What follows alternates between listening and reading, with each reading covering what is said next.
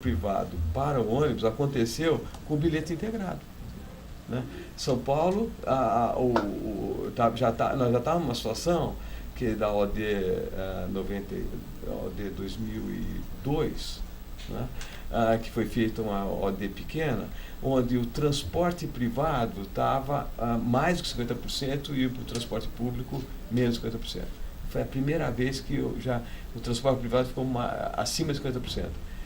Com a implantação do bilhete único, principalmente, na OD 2007 você tem o transporte público 53% e o privado 47%. Cresceu. E nós precisamos ter essa melhoria do transporte coletivo para incentivar a mudança de modal, porque com a quantidade de automóveis que são despejados na cidade todo dia, não tem como resolver o problema de condicionamento. E é complexo porque é uma melhora do sistema de transporte coletivo de um lado, mas também uma mudança cultural, porque o brasileiro está muito... No brasileiro que tem carro, digamos, Sim. ele tem uma questão cultural do sonho de ter seu veículo, de poder... Carro é gostoso, né? Você tem ar-condicionado, você tem o seu aparelho de som, se bem que agora você já tem aparelho de som portátil, você pode ir em qualquer lugar, né? Mas se você tiver um bom ônibus, um ônibus com que você encontre assento, que tem ar-condicionado, que rode em vias expressas, exatamente, sem dúvida, onde a velocidade é maior, o sujeito então fica pensando na ideia de mudar. Então precisa ter segurança, tem que ter conforto, um veículo de boa qualidade e velocidade. Se isso acontecer, o sujeito vai mudar de modal. Falando um pouquinho também, a Logit também atua em projeto de ciclovias, né?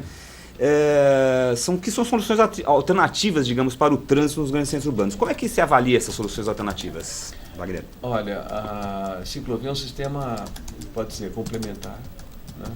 Pode ser um sistema de acesso ao transporte público. Então, hoje a gente vê o metrô e a CPTM implantando bicicletários, né? E isso é muito positivo. Isso já está acontecendo, né? O metrô investindo em implantação de algumas ciclovias. E, recentemente nós participamos de um projeto em Porto Alegre de implantação de uma rede de 400 km de ciclovia. Hoje nós estamos participando de um projeto um plano de mobilidade em Belo Horizonte e também tem uma rede expressiva de ciclovia. Apesar de cidade das alterosas, você pode ter ciclovia. E é um sistema complementar que pode ser alternativo em alguns casos. Por bicicleta você vai muito mais rápido, mas para o uso da ciclovia mais ampliado, você tem que ter um incentivo para ter local nos escritórios, na região de vestuário, para você poder trocar de roupa. Tem um sistema na França que foi implantado com bastante sucesso, né? Chama Velox, alguma coisa assim. É um sistema de muito sucesso. Em Paris, se não me falha a Em memória. Paris, em Barcelona também tem um sistema similar, em Montreal, no Rio de Janeiro foi implantado um sistema chamado SAM. Nós temos um estudo agora recente, Sorocaba deve implantar, por exemplo, um sistema similar, e esse sistema é de bicicleta pública. Isso vai pipocar. Parece um caminho irreversível isso daí, porque é um caminho inclusive ecológico, né? Exatamente. Inclusive ecológico. São Paulo não está, nossa cidade que é São Paulo não está muito atrasada nessa questão da ciclovia? Está bastante atrasada. E outra, ciclovia não precisa somente estar nas vias principais. Principalmente você pode trazer para vias paralelas, com menor tráfego. Você pode ter ciclofaixa, você não precisa ter só ciclovia. E você precisa ter um mapa orientando os ciclistas por onde passar. Porque o que acontece é que muita gente tem medo de andar de bicicleta no tráfego. Então você tem que ter um esquema de proteger mais. Porque aí a questão de segurança, tanto de, digamos, de assalto, essa coisa toda, como a segurança de não ser atropelado, né?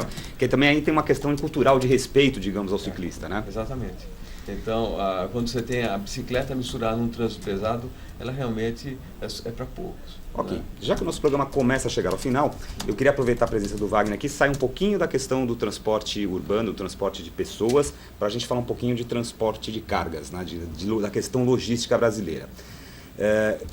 Existe essa questão dos aeroportos que a gente estava falando aqui, e essa questão dos aeroportos ela é complexa não só pela questão dos passageiros, mas imagino eu também pela questão do transporte de cargas.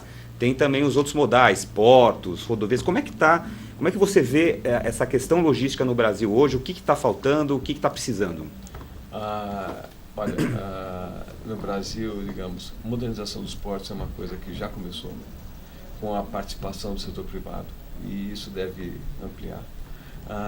as ferrovias, elas, com a privatização da ferrovia, as ferrovias começaram a se recuperar, porque nós estamos precisando implantar mais ferrovias. E ferrovias dessas de bitola larga, né? O governo federal tem um plano ambicioso de implantação de um sistema amplo de ferrovias, com novas ferrovias, complementar a ferrovia Norte-Sul, a ferrovia do Oeste Baiano, enfim, tem uma perspectiva ambiciosa que deve ser implantada. Tem o Plano Nacional de Logística e Transportes, que foi desenvolvido pelo governo, nós participamos do Plano Nacional de Logística e Transportes. É uma perspectiva muito interessante de implantação de ferrovias, de uso maior das hidrovias. Então, o uso do transporte hidroviário. Aí é uma perspectiva que está se colocando, é muito importante para a questão das emissões, para diminuir as emissões. O Brasil vai se comprometer em diminuir, o governo estadual já se comprometeu em diminuir as emissões, e para isso, para diminuir as emissões, você tem ou biocombustível, né? Ou você usa um modal mais eficiente. No caso do transporte de pessoas é o transporte público, no caso do transporte de cargas é a ferrovia ou a hidrovia, ou o duto, implantação de dutos para o transporte de álcool, por exemplo. Até pegando o gancho do nosso programa aqui, que a gente falou dos 50 anos e 5 do Juscelino, justamente 50 anos e 5 do Juscelino teve uma priorização de investimento no transporte rodoviário, né? Tanto é que o Brasil é um país que foi rasgado e foi por rodovias e sempre se estranhou essa questão de nunca ter se priorizado hidrovias, que é uma coisa muito... a natureza nos favorece nesse sentido, e também ferrovias. Você está vendo então uma mudança nesse quadro? Está havendo uma mudança. Tem uma questão histórica que o Brasil, o maior desenvolvimento fica próximo da costa, com distâncias onde o transporte rodoviário é mais competitivo. Agora, com a interiorização do desenvolvimento, desde a implantação de Brasília e todo o desenvolvimento da região do Cerrado, do Centro-Oeste e tal, o Brasil é um produtor de commodities imenso. Extraordinário, né? Extraordinário em termos de produção de soja. Para escoar essa produção agrícola ou para escoar a produção mineral, você precisa ter um sistema sobre trilhos, ou um sistema hidroviário, ou um sistema de dutos, né? Então, esses três modais vão ter um desenvolvimento expressivo daqui para frente. Mas a situação hoje ainda é caótica, né? A gente vê filas nos portos, principalmente na época da safra, a gente vê caminhão sendo transformado praticamente num armazém ambulante. Isso acontece em alguns portos, o Porto Santo já melhorou muito. Com a Ferronorte agora, a maior parte do transporte da soja, a quase totalidade é feita já por ferrovia, melhorou muito. E o caso dos caminhões, precisa ter um disciplinamento na chegada, o caminhão não pode ficar em fila. Então tem uns bolsões agora, os caminhões chegarem nos bolsões e daí entra numa lista eletrônica que quando chegar a sua vez ele vai ser chamado e ele entra, né? Então tem que ter uma melhoria tecnológica de gestão, de gerenciamento, né? E a melhoria do sistema sobre trilhos, né? Que está em curso, tem investimentos previstos pela própria iniciativa privada para melhorar a capacidade de transporte da ferrovia, da ALL, né? da Ferrovia Paulista, né?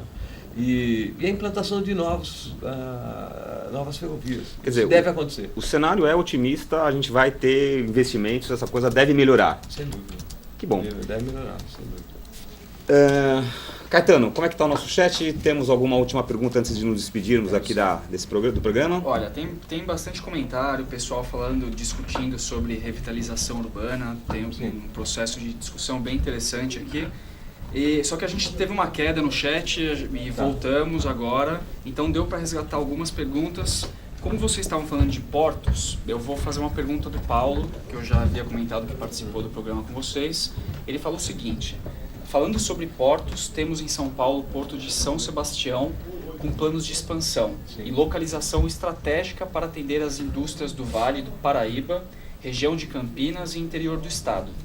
Gostaria de saber do Wagner qual a perspectiva de aumento da estrutura rodoviária ligando este Porto de São Sebastião ao interior paulista, de maneira a evitar estrangulamentos, congestionamentos e perda de qualidade de vida nas cidades de São Sebastião e Caraguatatuba.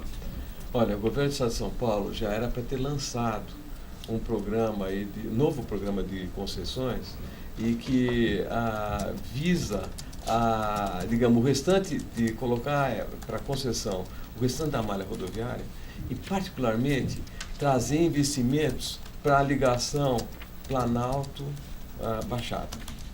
Então,